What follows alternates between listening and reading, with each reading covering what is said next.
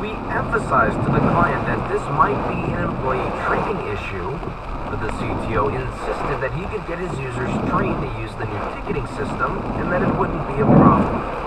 Fast forward 5 months.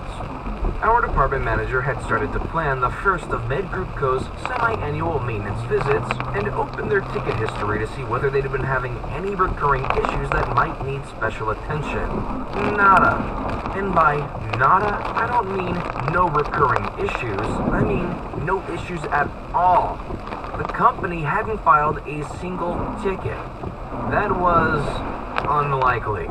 At a minimum, they should have statistically had at least a half-dozen PC crashes during that period, and their printers should have required some maintenance.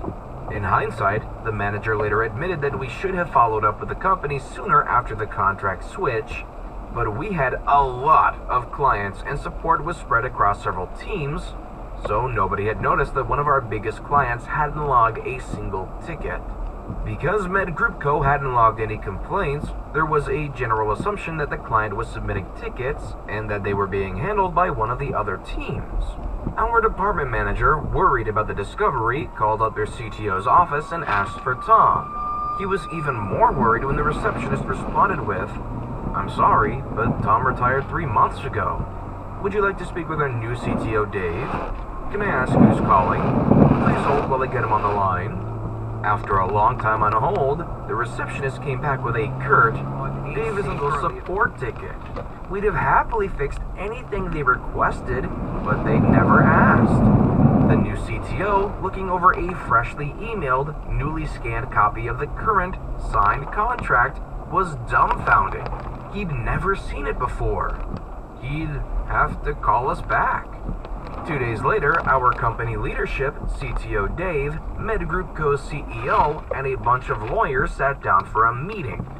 Apparently, Med Group Co. had a cost savings benefit they offered to their employees. If you find a way to reduce operating costs, the company will credit the first year's savings to the employee as a bounty.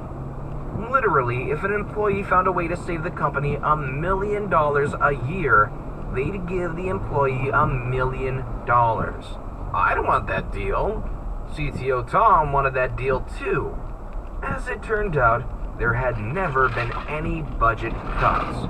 Tom had simply known his retirement was approaching and renegotiated the contract to shave nearly $250,000 off Med Group Co.'s IT maintenance contract, neatly pocketing that $250,000 bounty for himself as he headed out the door.